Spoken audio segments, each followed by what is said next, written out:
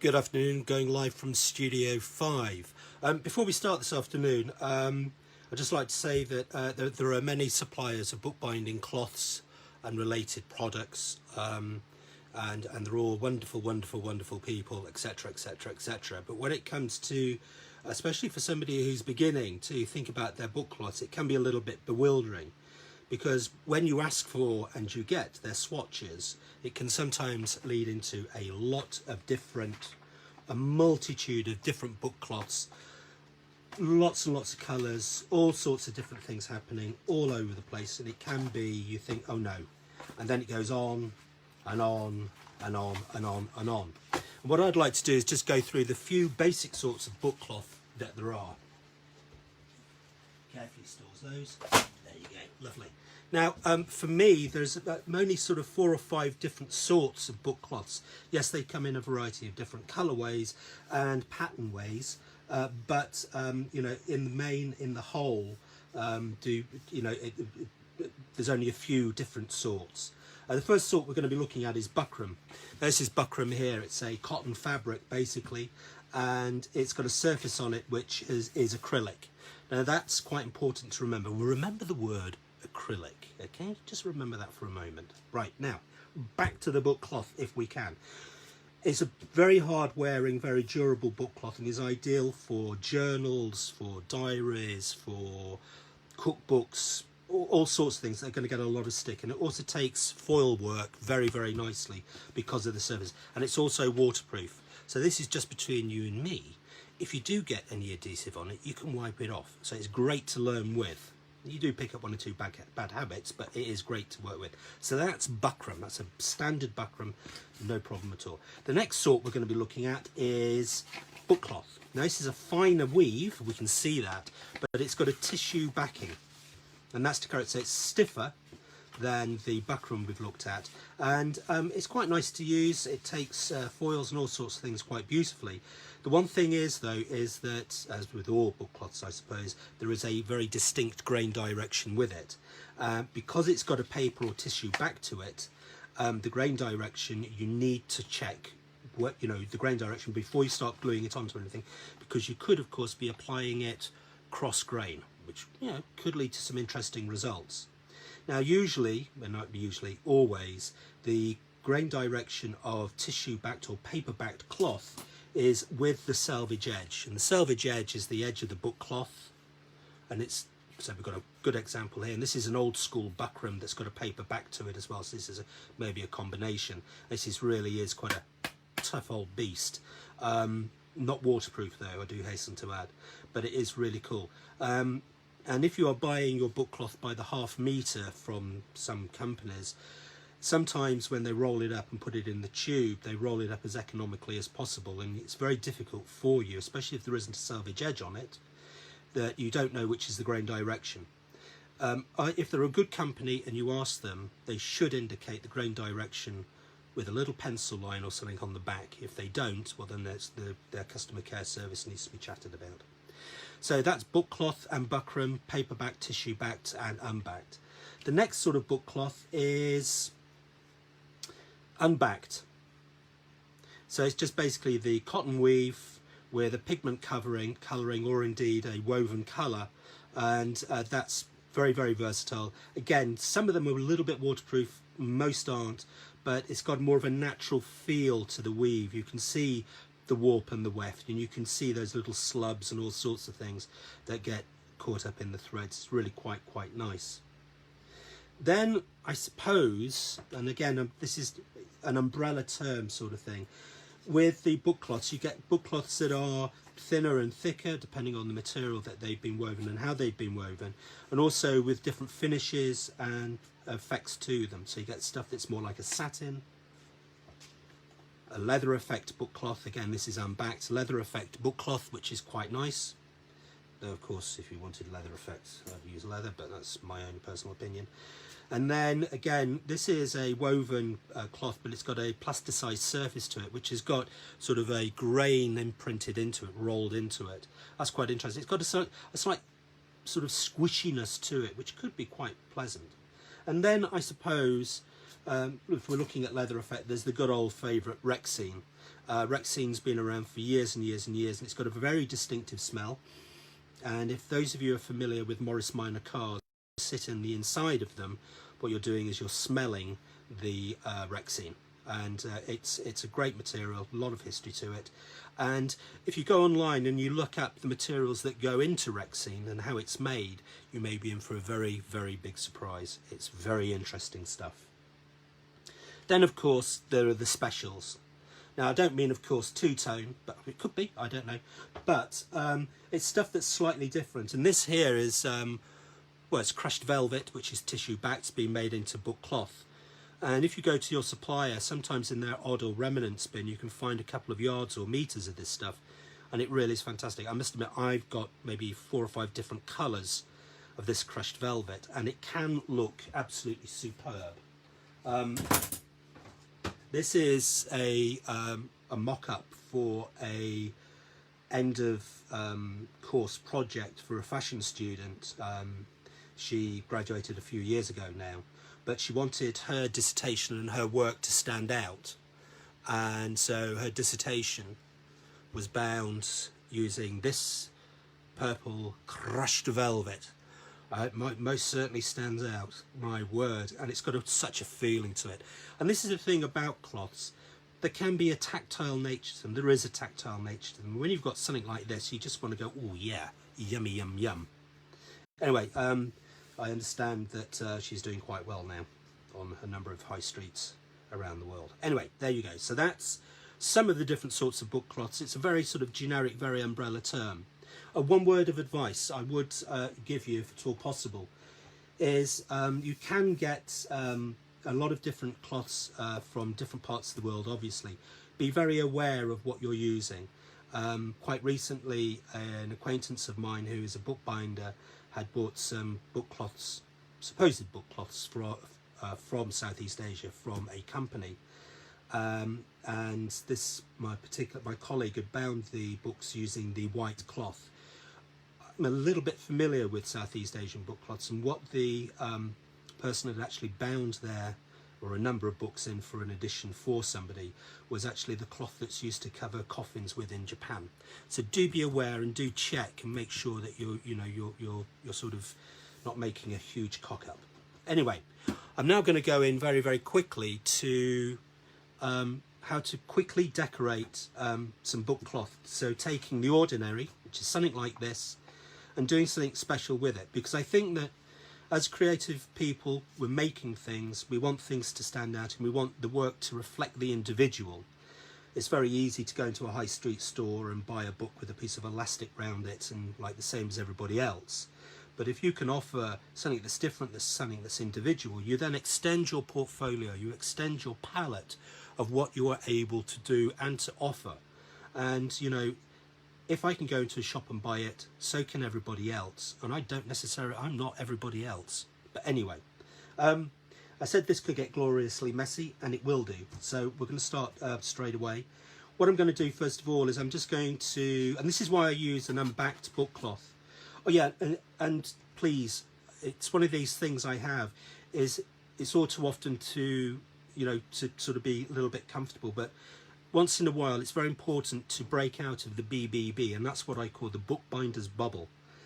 Other people and other artisans use cloth. Look and see what they do with it. You know, artists paint on cloth. Tailors, seamstresses and fashion designers use cloth. There are so many different ways in which cloth is used. Not obviously in our world for on books, but there's so much more you can do with it. Just go with the flow, have fun with it and see what happens. So I'm just going to start. So we're going to take an ordinary piece of book cloth, nothing special. The lighter the colour, I suppose, the easier it is. And what I'm going to do is I'm just going to put a very light, and this is where the word acrylic comes back to as acrylic wash on here. So I've got my acrylic, I've got a rather large brush, and I'm literally just going to bang this on top. Now these are very quick. I'm not sort of Bob Ross or anything else, so don't worry, you're not going to see a work of, well, potentially could be thought of as a work of art at the end of the day. But what I'm going to do is I'm just going to show you how easy it is to get something that looks very normal into something which looks quite special. So a little bit of wash on there, screw it up nice and tight, tap it, and then unwrap it, and then all of a sudden we've got a design, a texture already happening. And what I would be doing with that very simply is to just stretch it out, let it dry, and then use it, or in fact go over it again, which I will be doing later on. So that's a very quick technique, and because it's acrylic, it's going to dry waterproof and it's going to wear quite well. Okay, so that's going to be put safely to one side in the floor. There we go. The next thing we're going to be looking at is some very, very simple stuff. And those of you who are familiar with some of my work will know that I use spray cans. Now, spray cans are great fun to use. And again, you can change the ordinary into the extraordinary so quickly. So I'm just going to get another piece of book cloth. It's easy, isn't it? Now, obviously, if you are using spray cans or anything like that, please do follow the safety instructions. Work in a well ventilated area. If you need to wear a mask, which I suppose we all should be doing more often, you know, please do wear a mask. When you are working, always, you know, work on twice as much book cloth than you think you're going to be needing, just in case. And it also gives you the scope to pick and choose perhaps where you want, you know, to take your book cloth for your book or your box, whatever it is from. So what I'm going to do is I'm going to use a very simple stencil. My, that's colourful, isn't it? And I'm just going to start by whacking a little bit of blue down. Now, with anything like this, there is the sense of happen chance. So I don't really know what's going to happen. And of course, normally I'll be doing this vertically. But I'm doing it flat so you can see it. But what I'm going to do is I'm not using just the stencil this way. What I'm also going to do is I'm just going to lay some book cloth on the top here, because we can also get, if you like, the negative happening as well. And this is what I mean about it when I say it gets messy. It can get very messy. I've just got to get my fingers underneath there, Mr. Chubby. So already we can see we're getting something quite interesting happening there just from this one piece. So now what I'm going to do is I'm just going to move that very slightly, and then I'm going to have a little bit of fun just with some more spray. So once again, use your materials, you know, not necessarily sparingly, have fun. And again, I'm just going to put this on top here, work that over nice and easily. Easy, isn't it? Some colours come out. Can you see how that's happening? It's looking great, isn't it? I think it looks cool anyway. And then I'm just going to move the stencil again, fractionally. I don't have to be too accurate when I'm doing this. I can be sort of, not necessarily random as such, but what I can be is I can be just a little bit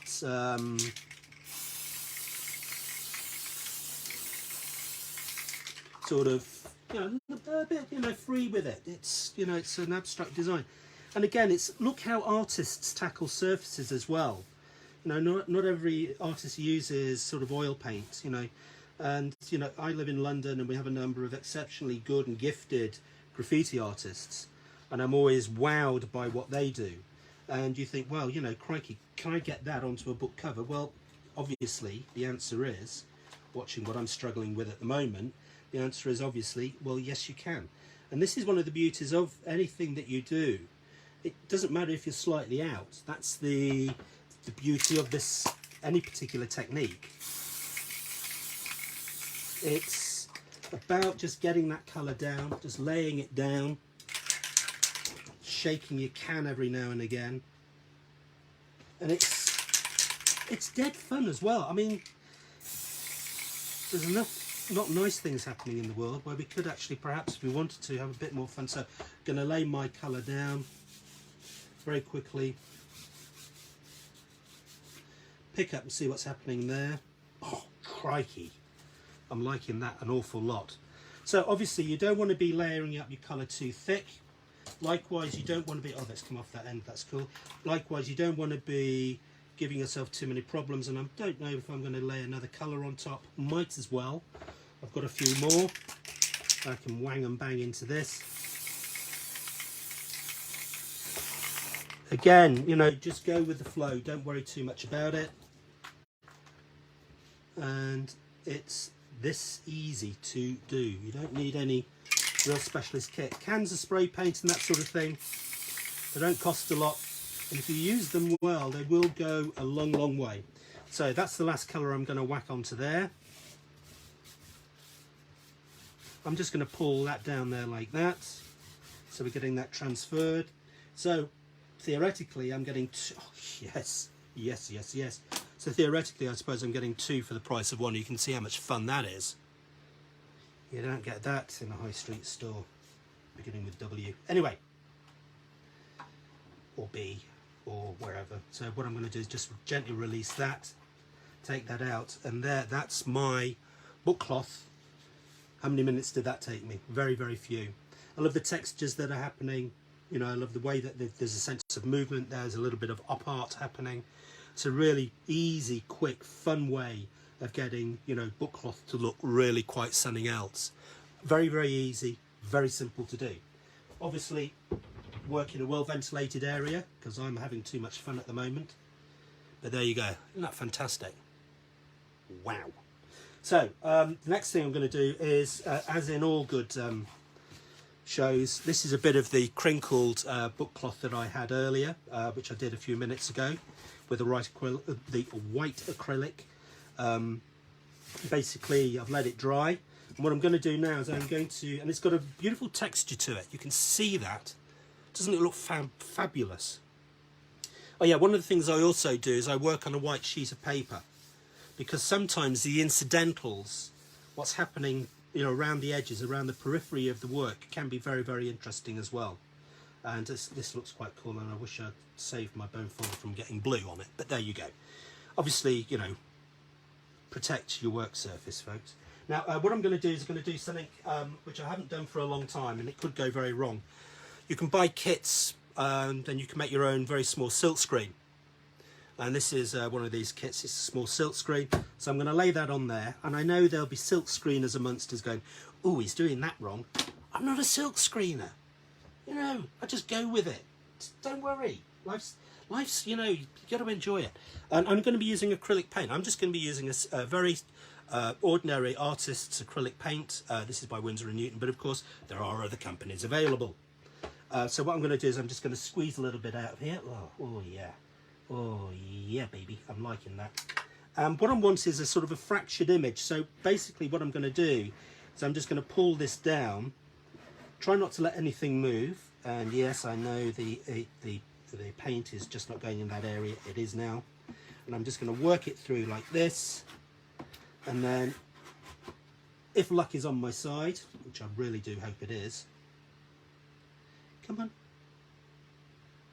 Yeah, it's not worked too well, but you get the idea that with a little bit of practice, and this screen print is about 15 years old, and I think it's probably had its last day today, but you can see how you can actually transfer and get something happening really, really quickly. And perhaps if you combine stuff, and perhaps if you built up layers and different things, then you can get something which is very, very unique, very, very creative. And it doesn't have to be, you know, sort of blue number 15. It can be, you know, the blues number 1. So that's a very simple way of decorating and working with book cloth. Now there will be some of you who I'm sure are going, oh, that doesn't look very safe for the book. Well, this is some that I finished off literally about 10 minutes ago before we started, and that's not moving. I can fold it, I can refold it back, and it's not popping off. It's a really very, very stable thing to work with. And so when it comes to working with it, you know, you can sew onto book cloth, it's cloth. You can print onto book cloth. You can even put book cloth through your printer if you wanted to, or photocopier. Make sure it is yours that you're putting it through, because if there is a jam, I don't want to be responsible for it. Okay, right, well that's Studio 5 going live. A little bit of fun with with book cloth decoration, and how to make the ordinary less ordinary. Thank you all very, very much indeed. Have a safe and great day, and please always remember, let's wear protection, and every life is important. Thank you very much indeed, and goodbye, going live from Studio 5.